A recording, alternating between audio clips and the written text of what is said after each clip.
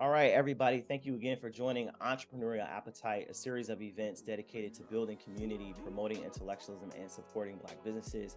And today we have a very special guest, Molly Jensen, the CEO of Afropods.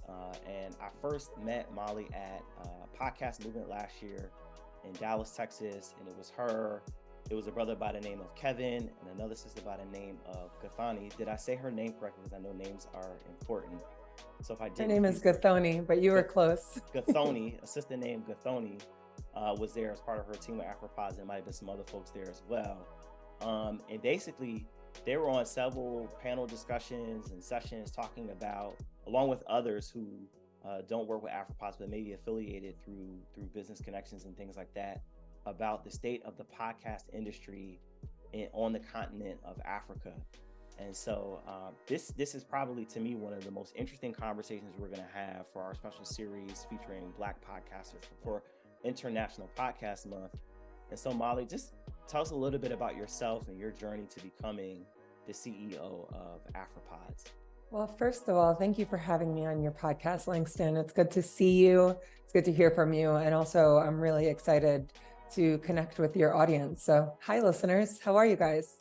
I think to answer your first question, how did I end up as CEO of Afripods? You and I are still trying to figure it out. I think that life is interesting, right? So I was living in Kenya. I had moved to Kenya now 4 years ago. I'm entering my 5th year. And I was looking for the right opportunity. So I'm originally born and raised in New York. My mother is from Ghana, so she was there until she was about 18. And then I moved to East Africa because there's so much opportunity here, a chance to explore the continent, and a really robust tech scene. I knew some investors and they were looking in the audio opportunity. And my background of audio was really the exposure of the fabric of life here, whether it was listening to my grandparents or my family or engaging with an Uber driver or people I knew. I understood the impact of audio and I could see how the rise of podcasting was happening really quickly. And I believe Africa Podfest has just released their first edition of research. So it felt like such an exciting time. And I was in the right place at the right time. I knew the right people. And with a small investment, I stepped into leadership as CEO. So we developed the strategy, we started testing, we started talking to people, and ultimately we started tinkering around in the space along with what I would consider are now pioneers in the African audio industry. And we've been growing and learning and making mistakes together. Yeah, and one of the things that I noticed in your background doing just the research for this was that you're a former student athlete at the George Washington University. And so, as we mentioned in the pre-show conversation, I have another podcast called the African Americans in Sport Pod Class. Can you talk a little bit about how your experiences as a student athlete prepared you to become CEO and the founding CEO, right? The first CEO of Afropods? Well, I will say, I mean, being an athlete is such a deep part of my identity. And I've actually never had a podcast conversation about it. So I'm really excited to dig into this with you. So at GW, I was a goalkeeper.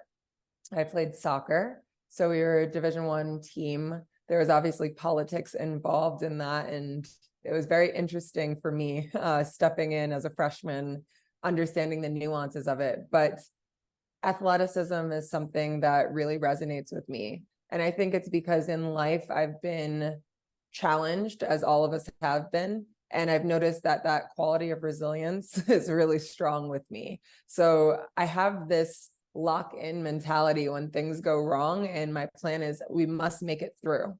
And as I've gotten older, it's been, okay, I'm in the net, I'm in the back. The person who I trust the most in a health situation, it would be my doctor is my defender. They're my captain. I trust them. They know me. We've been working on a plan together. We are a team. I'm not just a complacent person coming into this place. I am an active part of my team and my healthcare, if we're using that example. And if that captain or my doctor suggests another doctor, or we need to do something different or a procedure, then that becomes like the striker or the attacker. And all of my friends and family are the other players in the game, on the sidelines, in the arena, or maybe they're in the parking lot, right?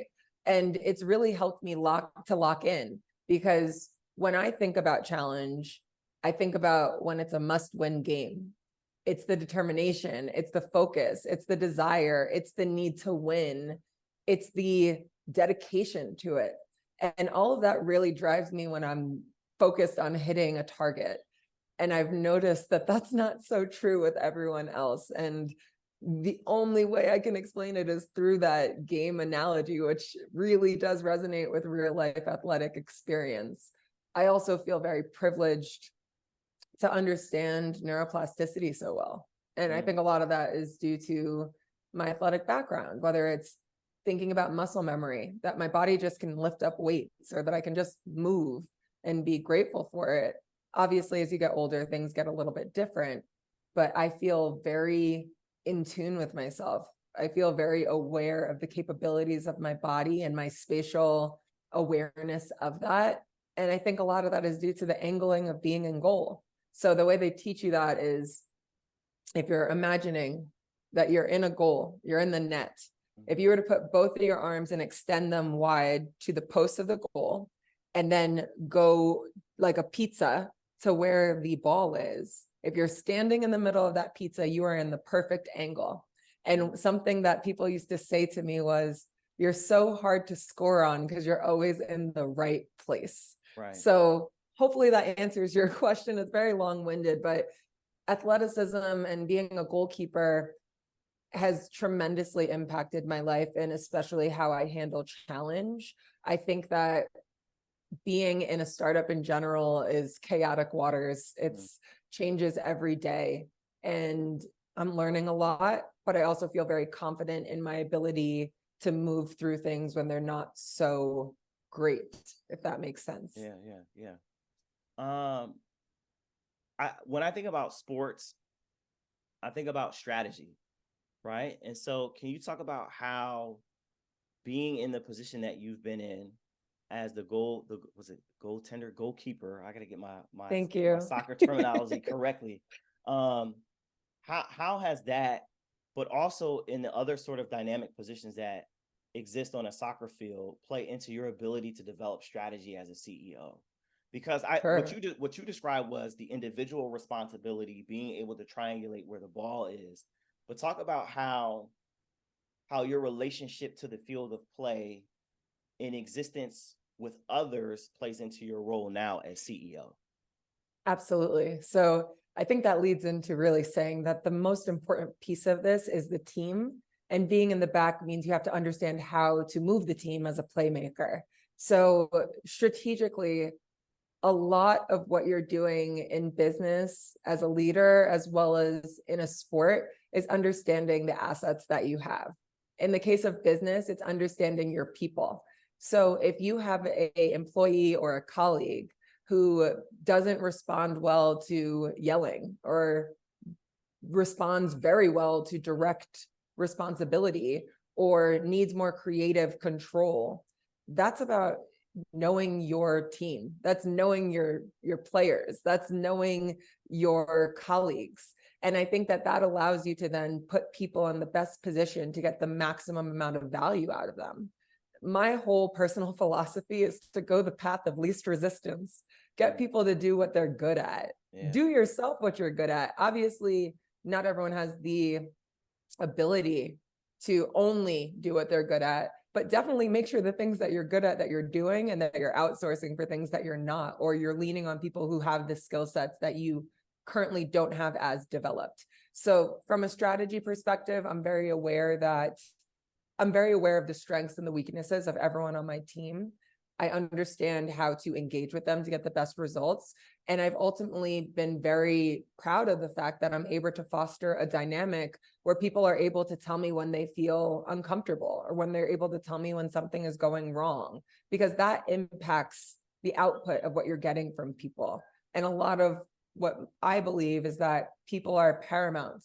In my job as CEO, my job is to sell the vision of this business and to take care of my team. And I take that last bit very seriously.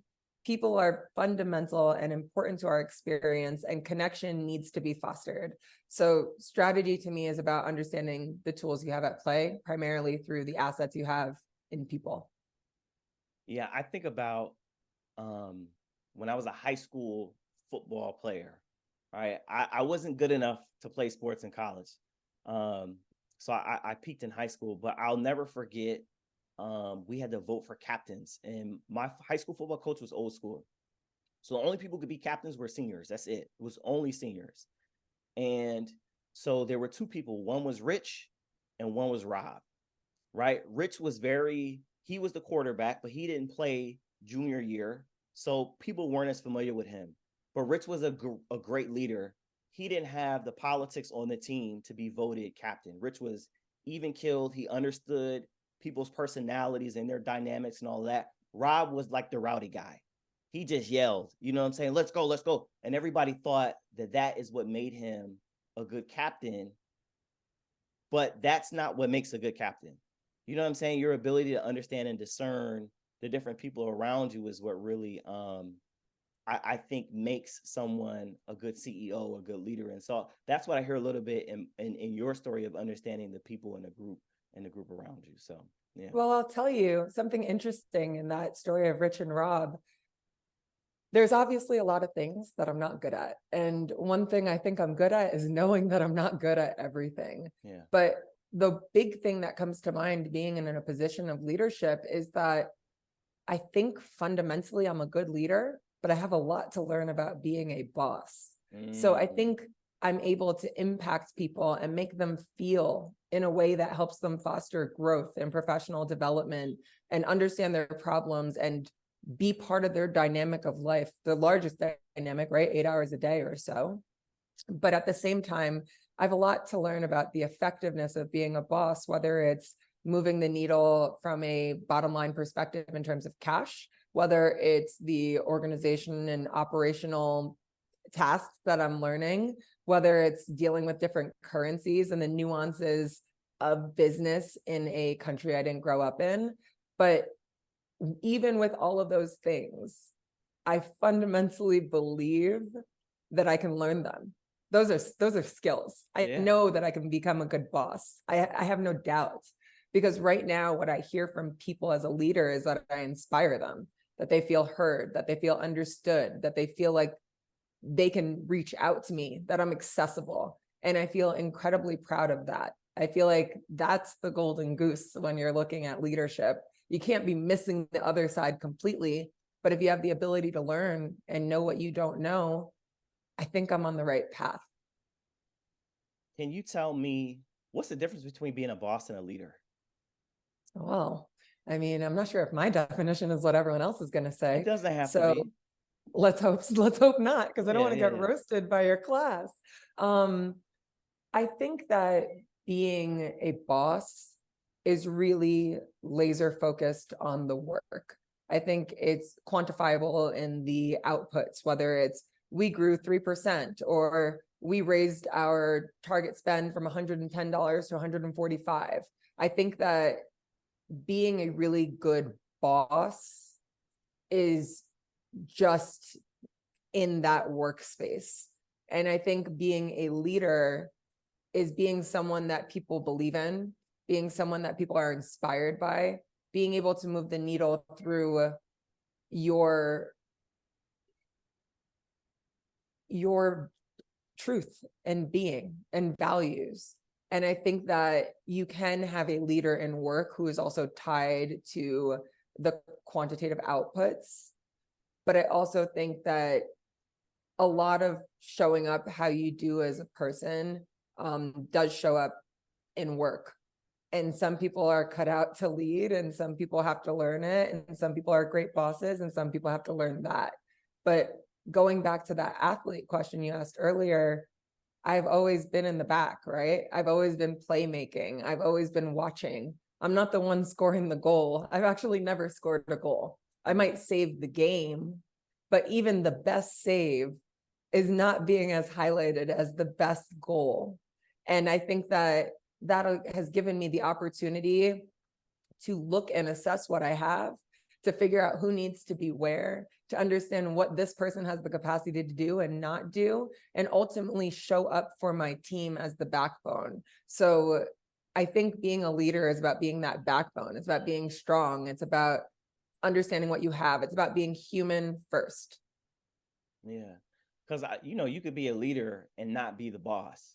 You know what I mean? Like, there's so many people who, I don't want to get in trouble. I'm not going to talk about where I work, and I'm going to edit that. I even said that out. I'm going to edit that out. But like, people have been in workplaces where they maybe don't look to the person who has the boss authority, right, as the leader. They look to maybe the person right under them, the associate, whatever, the vice president, whatever, and not the president. And so I think it's important that you made that distinction. I want to pivot a little bit now and have you tell us a little bit about the history of Afropods, but first tell us what Afropods is, what the company does, and what it means to the podcasting industry on the continent. Absolutely. So Afropods is a free Pan-African podcast hosting platform. Essentially, what that means is that we're the technical home of podcasting in Africa. So you could think of us as a competitor to Anchor or Spotify for podcasters now, Libsyn, Red Circle, Podbean, whatever you may use. And we host content and distribute that content so people can listen to it on the Spotify's, Apple Podcasts, Google Podcasts, Deezer, and Hami, etc. So when creators host their podcast on Afropods, we give them their statistics, their analytics, their data, and we also distribute it to the listening sources for free. That's what we do. And what was that second part of the question? I'm sorry. I guess I should say this. How is it shaping the podcast industry on the continent? That's a great question. Well, I think that we are still in a space where podcasting is growing in Africa. Before, I would used to say podcasting is in its infancy, but I don't believe that's so true anymore. We've seen significant growth on the continent. It is still very early. People are still very curious about it and becoming interested. But I believe that as the technical solution, Afropods is really paramount to building that ecosystem. And something I say a lot to people is that it's not about taking a piece of the pie, it's about making the pie bigger. We're in a position where African creators need to take up space. They ultimately need to be recognized and they need to be paid for their content. We're looking at the largest Gen Z in the world being on this continent, and the GDPs of a lot of the countries here are fairly low considered to the West. That means that people who are creators have a chance to make money off of following their dreams, whether it's being an Instagrammer, a podcaster, a TikToker, a musician. Someone can follow their creative outlet and potentially get money from it. And I feel like that's so important. And as a host, you're putting yourself in the position to pay people through monetization, through advertising. There are podcasters right now making money directly with advertisers or hosting live events or selling merch. But what Afropods is doing now is giving a technical home to the industry while building out that advertising funnel for audio on demand. When you have data, you can ultimately sell that data to advertisers, help people make money and quantify the space. When you're looking at a continent that is audio first and comfortable with radio and the fastest digital growing market in the world, why wouldn't you bet on the fastest new media that's digital growing in the world on the fastest digital continent in the world? Yeah. It feels like that risk is worth taking when there's such a strong audio culture. So I'm really excited to help move the needle for these creators. My North Star always remains people and the creators. And I'm excited to be helping to build with the input of podcasters and editors and producers and different houses here, an industry that I think is viable and sustainable. I think that everyone in the business of podcasting in Africa right now is a pioneer. And I'm inspired every day by the people I get to call colleagues. And I think one of the things I want people to realize is that when we look at creative industries, right? When we look at movies, we sometimes only focus on the actor, but we don't think about movies all the time as an industry. And it's the same thing with podcasting, right?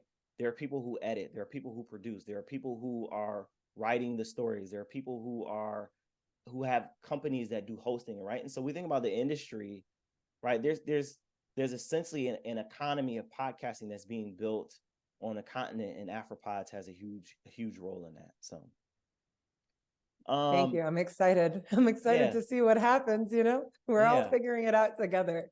And what's interesting for me, what I appreciated about seeing you all at Podcast Movement is that, my bias as someone who is an African American, the descendant of slaves here in the United States, we sometimes only think about our experience here, right?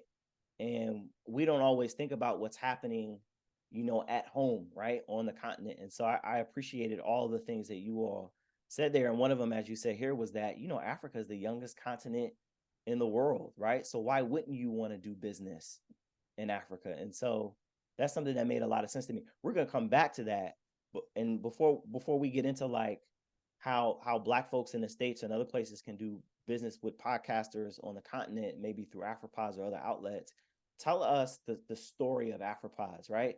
I hear like the cliche story. We were in a restaurant one day, we wrote it on a napkin, and that's how everything started. Or, I got a vision from God. Did you get visited from the ancestors, whatever? What's the story of Afropods? How did it come to be what it is today? Sure.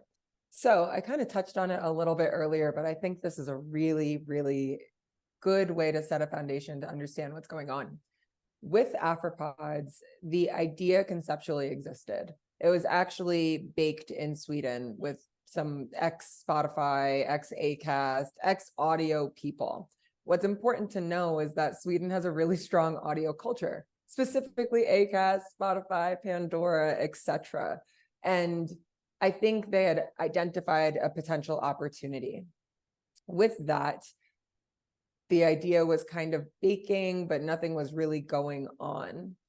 I knew some investors who have some strong ties in media on the continent here, as well as in the diaspora, who were looking to expand the portfolio and see what was going on in the continent. I was already living in Kenya, and I was exploring this opportunity, looking at the viability of it. And ultimately, I thought that, with a small investment coming in, this puts us in a position to now attract visibility and credibility for this industry, as well as leverage the resources and access I have in the States. And I thought that that was really exciting. And I also knew that none of it could be about me. I knew that ultimately my job was not just a privilege, it's a responsibility to do right by the creators on the ground and continually talk to them and create a solution that ultimately works on the African continent. I think a lot of times people come in and they look for the Black spend. I was going to say dollar, but currencies are different. Yeah. And they look in the diaspora because people have more disposable income. But what's really interesting is that Africa has such an exciting place globally in terms of being tastemakers and culture shakers.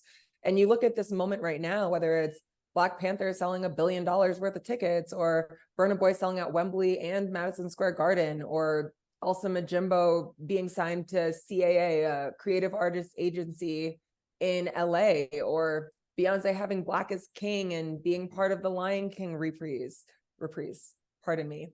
I think that that's so exciting because the impact of the continent has a $1 billion multiplier, exponential multiplier in the diaspora. And so what you were saying earlier, I mean, you look at something like Afrochella, right? Or Afrofuture now, and you see how successful Year of Return was in Ghana. Yeah. And I did mention my mom's from Ghana, so I'm a little bit more aware of what's going on out West. But it's so smart when you think about what's happening in the States specifically with the genealogy test, the 23andMe. There's such a tie and curiosity to identity. And so many people are now looking at their lineage, and a lot of them are seeing it come out of West Africa due to the slave ports, right? And with that, people want to explore more. With the internet and seeing what's everywhere in the world, there's a curiosity in Africa. With the police brutality that's happening in the United States, people are looking for people who look like them. Yeah. And I feel like the continent is so rich and vibrant. And I actually heard, I think it was a TED Talk, where they said the most important person in Africa is the storyteller. Imagine that. We're a continent of people who have a rich oriented history, who have never told their stories before. Even when you learn history in schools, you learn the history of the colonizer. And I'll speak specifically for Ghana and Kenya, because I live in Kenya and my mom's from Ghana. You learn British history. What's going on in these schools? Like, what's happening to the history? It's being passed down from word of mouth. And now you have this medium that you can capture that you can memorialize mother tongue language, that you can connect with diasporas on a digital level. It's exciting. And I think that we have such an incredible opportunity to do that with Afropods. So yeah, started as an idea conceptually in Sweden. A lot of that had to do with the audio landscape and the fact that there was a strong tech solution there. With an investment, I came in as CEO, and I'm proud to say that our entire team in Kenya is Kenyan. We have one other American, but we have boots on the ground in Uganda, Rwanda, Tanzania, South Sudan, Sierra Leone, Ghana, and Nigeria. This is an African business for African people. And we're figuring out the ways to equitize our teams so that they can also capture that value, which is fundamentally important, right? Like, you have to have someone open the door. And if someone opened the door for me because they knew me, or because of where I went to school, or because of what my accent is, or whatever it may be, you have to make sure that you remember it's not just a job. There's a responsibility to do right by people. This is storytelling. And I take that piece of my job very seriously, because that North Star is people. I care about people. So you mentioned your team, right? The team in Kenya is mostly Kenyan, except for one other person who isn't. And then you met him, Kevin. Kevin, right? Yeah. And all these other places around the continent where folks are promoting and doing the business of Afropods. Talk about what that team is like, and how they're interacting, and how you are leading, and how maybe they're leading each other, and maybe in some ways they're inspiring and leading you when necessary. I'm glad you said that last bit, because honestly, I'm in a constant position of learning. There's a lot of mistakes that I've made. And I mean, I think of a very clear example. When I stepped into leadership, I treated it the way that I had previously in my jobs. And I was born and raised in New York. I worked in New York and in Florida, and it's a much different dynamic with people here. So I think that you have to look at what the cultural expectations of work are here. You have to understand what's important to people. And you also have to figure out how to move the objectives and needs you need of your business along while fitting into that. For instance, there's a much stronger work-life balance in Kenya than I ever experienced in New York. And it's not just about taking time off. It's about when you're off, you're off. Now, obviously in a startup, you know, I even dream of work. I can't get away from work in my dreams. But I think that understanding that there's more to life than my job is something that I never really experienced in the States. And I have the luxury and flexibility to experience that with a group of people who are Black. It's amazing. I think with my team, every day I'm learning something different, whether it's learning what breaking news is happening in Africa, because there is breaking news happening every day in Africa, whether it's the cultural norms around funerals or births or weddings, whether it's, you know, seeing how people engage differently from a partnership perspective, because it's more relationship oriented than like top down work oriented. All of that's been incredible. And I feel like my measure of success as a leader and a leader of this business has been tied to professional development. I'm not looking from step 1 to step 5. I'm looking from step 1 to step 2. I'm looking from step 3 to step 4. And I'm so proud to say that I see impact there. I'm so proud to be with a group of people that see my value. And I think a lot of that is the fact that I'm able to inspire people, that people hear me and they hear the passion and they believe what I'm saying. And they know that what I'm doing is because I believe it. And I get to put people in positions that maybe they haven't been in before, and let them know that it's okay to mess up. It's okay to fail. We're just looking to fail forward. And I feel really, really privileged that it's this symbiotic relationship where we fail and we grow together. We make mistakes and we forgive each other. And we have this environment where you are safe to say your thoughts, and you're also safe to say when you're uncomfortable. And when someone says that latter, it's my responsibility to psychologically protect our team. Yeah. And it's interesting. There are stereotypes about Black folks in the United States that get ascribed to us without us wanting them, right? There are stereotypes of the continent being the dark continent, and the assumption is that everybody on the continent is the same. People call the continent a country. And it's interesting to me, again, that you have all of these folks around the continent in different places, and that perhaps there's a different type of diversity and inclusion, or maybe I should say it this way: we shouldn't negate the fact that diversity and inclusion is something that is necessary outside of the context of the United States, because people in Africa are more diverse than what we see in the United States. And with that being said, one of the key things that you all talked about at Podcast Movement was leveraging podcasting for the maintenance of the indigenous languages on the country. So can you talk about how you see Afropods, or the industry of podcasting on the continent, really being foundational to maintaining the culture of the different peoples in Africa? Sure. So I think that that's probably one of the biggest opportunities in podcasting in Africa. And the reason being is, if you step away and look at Africa from a lens, you have 54-ish countries, 1,500 plus languages, 1.4 billion people now. And I think that it is ridiculous to think that all of the podcasts need to be in English. Yeah. People speak thousands of languages and dialects. People speak multiple languages themselves. Even my colleagues here, they could speak English, their national language, and their mother tongue. Example of that would be a colleague will speak English, they'll speak Swahili as the national Kenyan language, and then they'll speak Kikuyu, which is their tribal language. And you'll see that across the continent. And I think that that's so interesting. Why would we think that everyone needs to podcast in English? There was actually a podcast I went to, their launch event, and it was called Until Everybody is Free, or Until Everyone is Free. And the podcast was in Sheng, which is a dialect of Swahili.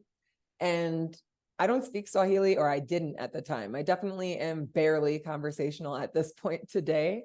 But they had 3 computers in the back playing the podcast with subtitles on YouTube. And so I sat myself in the back and read the subtitles, because I realized in that moment it wasn't really about me. It was about communicating with your niche audience. And that's something that's so cool about podcasting, that you're not just building an audience in a traditional sense, you're also building a hyper focused community. And the difference really between that is that a community has feedback. So you're building this really, really engaged nucleus and core of people who care about what you're saying. And I think that in mother tongue, or in vernacular, whatever you want to call it, I think that people feel sometimes more comfortable talking to people in that way, right? What they speak at home is what they want to hear. And there is a huge dominance of English, especially across Anglophone Africa. But you can argue the same in Francophone Africa, that there's a huge dominance in French. That doesn't mean that people aren't speaking Creole in Sierra Leone, or Wolof in Senegal. I think that there's this rich vibrancy of language, and being able to memorialize culture, content, and language is such a privilege, especially as we kind of become more homogenized with the constant engagement of the internet. Yeah. Okay, we're getting close on time. I'm gonna ask 3 questions, right? So I'm gonna ask you to do rapid fire answers to the questions, all right? And if you need me to repeat them, just ask me and I'll do that. So the first question is the importance of Black platforms, right? I think it's important that Afropods, even though it has investors from around the world, it to me reads as if it is a Black platform. So talk about the importance of having that, right? Or an African platform. The second one is, what advice would you give to student athletes who were in your position, who are in the position you were in now as a student athlete, in their journey to become leaders of industry or whatever, finding their dreams? And the third question is, because Entrepreneurial Appetite has roots as a book club. What books have you read or are you reading that inspire you? Okay, rapid fire. So having a platform focused on Black people or African people is important because ultimately, especially on the continent, you're not going to get people paid unless they see value in it or unless someone is screaming about it. So the more noise we make, the more the industry moves in this way. And I think that it's a win for all podcasters in general, the more that people scream about the viability and the excitement that's happening on the continent. It's even more exciting to be able to quantify that and make sure that we're capturing this value and that the creators ultimately are capturing it.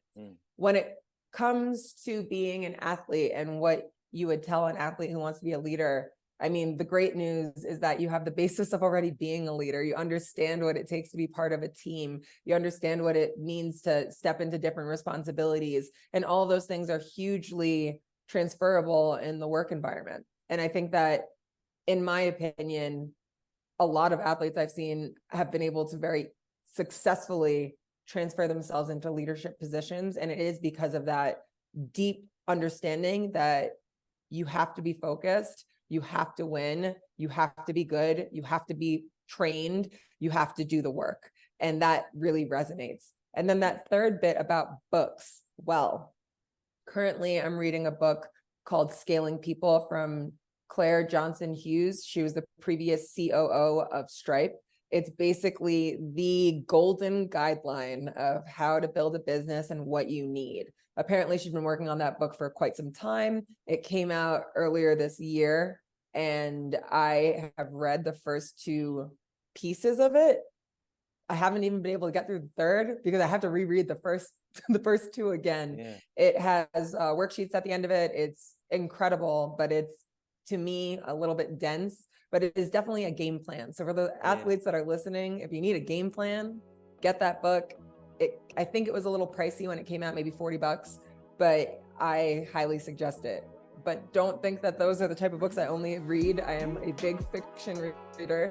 I like stories. I like to relax my mind. I'm not reading these self-help books. I'm not reading these nonfiction history books. I need a story.